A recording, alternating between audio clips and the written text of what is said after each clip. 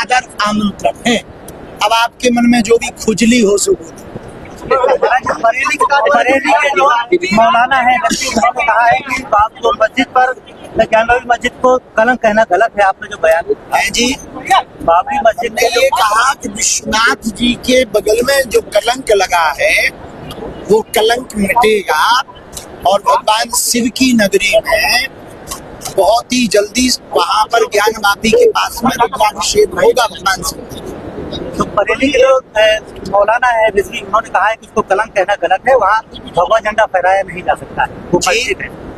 समय समय का खेल है, समय समय की बात, समय समय का खेल है, समय समय का योग। करोड़ों में बिकने लगते हैं 2 कौड़ी के लोग। तो हम इतना ही कहेंगे कि ऐसा एक समय पे किसी व्यक्ति ने ये भी कहा था कि पत्ता नहीं हिलेगा, लेकिन देखो राम मंदिर बन गया ना। जिन्होंने भी ये कहा है कि वहां पे भगवान ही लहराएगा, एक दिन पक्का है, तय है, ज्ञानवापी पर भगवान लहराएगा और वहां रुद्राभिषेक होगा। हमें भरोसा है देश की न्यायपालिका पर, हमें भरोसा है यहाँ के आस्थावान श्रद्धालु। और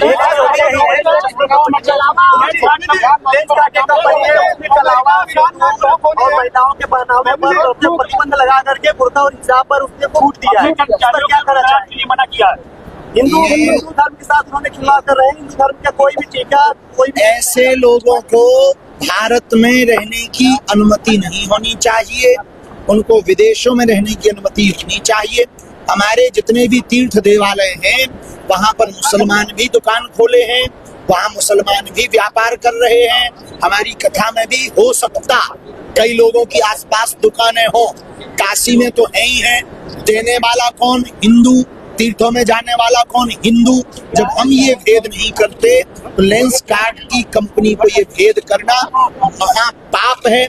ऐसा करेंगे तो आने वाले दिनों में आपस का मतभेद भारत में बहुत बढ़ेगा, उससे भारत की स्थिति विचित्र होगी। हम उनसे यही कहेंगे सुधर जाओ, नहीं तो आने वाले दिनों में सुधर भी जाओगे, भारत का कानून छोड़ेगा। भारत की बात करूंगा, इससे हमारा क्या प्रभाव? अरे प्रयागराज बुंदेलखंड की बात करना कटा, जिहाद की बात है। बोलो तो अगर ये सकारात्मक नहीं जाता है तो इसका दुनिया का भारत में क्या असर पड़ेगा? देखिए वैश्विक रूप से देखो, तालाब में पत्थर फेंको या डायमंड, तरंग दोनों से उठती है। उसी प्रकार विश्व में कहीं पर भी युद्ध होगा, उसका स्पंदन हर देश को होगा, तो भारत को भी होगा। और हमें लगता है भारत को ज्यादा मामला हुआ है, वहाँ के वर्करों को, महिलाओं को लेकर उस पर हमने बोल दिया है कि सुधर जाओ वरना भारत का कानून सुधारेगा। और महाराष्ट्र का कानून बहुत अच्छा है और महाराष्ट्र में इस बात को लेकर के बहुत प्रबल, वहाँ के हमारे यशस्वी मुख्यमंत्री बहुत ही प्रिय श्री देवेंद्र फडणवीस जी सैद्धांतिक रूप से, वैचारिक रूप से अपनी परंपरा को बहुत प्रबलता से मानते हैं। जल्दी ही हमें भरोसा है कि वो इस पर कठोर कार्रवाई करेंगे और हम हिंदुओं से प्रार्थना करेंगे कि देख लो, हमें लगता है व्यापारवाद में यदि मजहब को आगे लाया जाएगा तो देश की स्थिति परिस्थिति बिगड़ जाएगी। वरना हम हिंदुओं से भी अपील करेंगे कि अपनी अपनी कंपनियों में सिर्फ हिंदुओं को ही काम। यूजीसी को लेकर क्या कहेंगे? यूजीसी को लेकर आप बताएं क्या कह दें, आप क्या सुनना चाह रहे हैं? यूजीसी के भी जा रहे हैं यूजीसी को लेकर अगर बात की जाए, यूजीसी के आने के बाद हम देश में जोड़ने की बात करते हैं, तोड़ने की बात नहीं करते हैं। तो हमारा यही उद्देश्य है कि सरकार नीति, विधाएं और संविधान की पद्धति जो है समानता वाली, तो हम चाहते हैं कि हमें जातियों में ना बांटा जाए, हमको भारतीय रखा जाए। नारा देंगे आप जी, सर्जन सुखाएगा, तो उसमें दिक्कत क्या है? आप क्या अपना भर सुख चाहते हो का? कथा सर्वजन हिताय सर्वजन सुखाय है, कन्या विवाह सर्वजन हिताय सर्वजन सुखाय है। कैंसर हॉस्पिटल की सेवा भी हुई है। धार्मिक तीर्थ स्थलों से सबके लिए, हित के लिए और सबके सुख के लिए ही कार्य किया ने कहा है कावा नहीं बनने देंगे। क्या कावा नहीं बनने देंगे? भारत में काबा की क्या हो सकता है? हमें आप एक बात भी तो बताओ ना, भारत में काबा की जरूरत नहीं है, काबा जहाँ है वही ठीक है।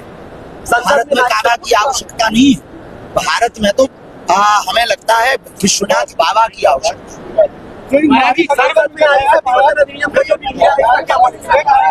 आपको लगता है कि जो राजनीतिक पार्टियां हैं वो वाकई में चाहती है कि महिला आरक्षण जो लागू हो, क्योंकि पार्टियां पहले भी अपना जो है 30% से ज्यादा उनको टिकट दे सकती, जबकि ऐसा जो ग्राउंड पर देखने को नहीं मिलता। आप क्या कहते हैं?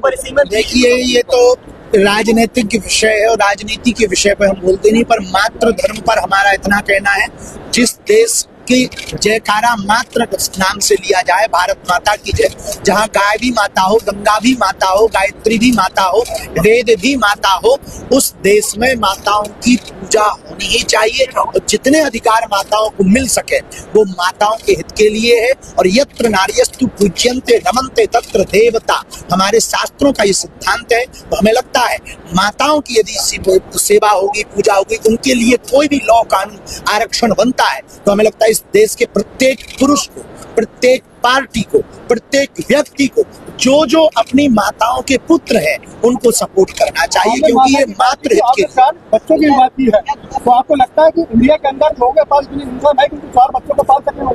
जी, आपने 4 बच्चे कहे, 4 बच्चे। अजगर करे ना चाकरी, पंछी करे ना काम, दास मलुका कह गए सबके दाता राम। जब उनके 30 बच्चे पल सकते हैं तो हिंदू के 4 नहीं पल सकते। महाराज जी, हम सब भारतीय हैं, मगर हमेशा जात धर्म और के नाम पर जिस तरह से बांटा जाता है उनको क्या संदेश देना चाहेंगे? देखिए, जातिवाद, भाषावाद, क्षेत्रवाद से ऊपर उठकर राष्ट्रवाद होना चाहिए, लेकिन अपनी परंपराओं को भी मानना चाहिए।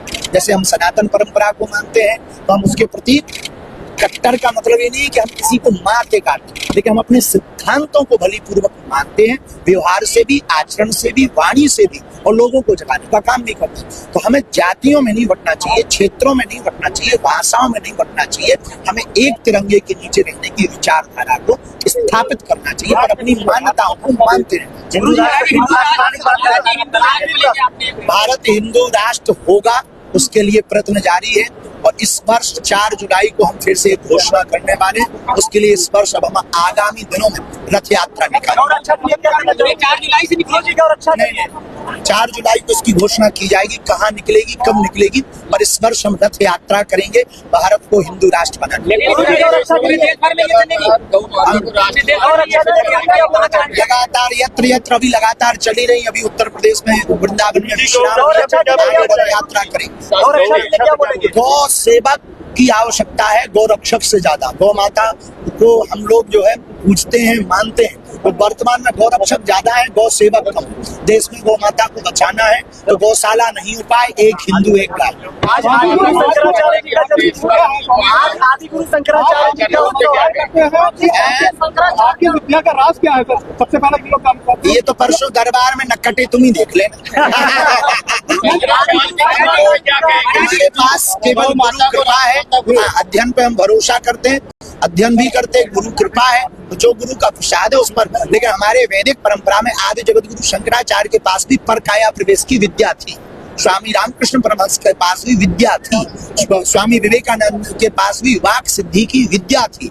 ऐसे ही हमारे पास, हमारे गुरु के पास थी, तो उन्हीं की कृपा है। राष्ट्रमाता होनी चाहिए, आपकी शादी कब होगी? राष्ट्रमाता होनी चाहिए।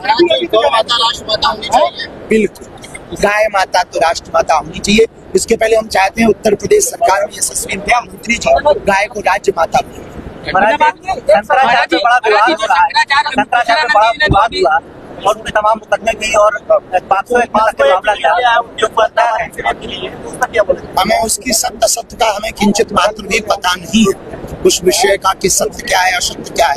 हम यही कहेंगे, संतों को आपस में विवाद नहीं, संवाद करना चाहिए, ताकि सनातन की हंसी ना हो, अपने धर्म का उपहास ना हो, चाहे वो राजपीठ के लोग हों, चाहे वो शंकराचार्य या संतों की पीठ के लोग हों। हम दोनों से ही ये प्रार्थना करेंगे कि आपस में सामंजस्य स्थापित करके विवाद नहीं, संवाद का रास्ता चुना जाए, ताकि दूसरे मजहब के लोग, अब और लोग यही हंसी करके कह रहे हैं कि पहले अपना तो सम्मान लो, फिर हमारा देखो। हिंदुओं में एकता नहीं, गुरु जिसके लिए क्या कहना है? यही सबसे बड़ा दुर्भाग्य और दुख है, इसी के लिए हम प्रयत्न कर रहे हैं। और 3 दिन की कथा हिंदू एकता के प्रतीक है। प्रयागराज में संगम है और यहाँ सब एक हो रहे हैं। जब 3 नदियां एक हो सकती हैं तो हम हिंदू एक क्यों नहीं हो सकते?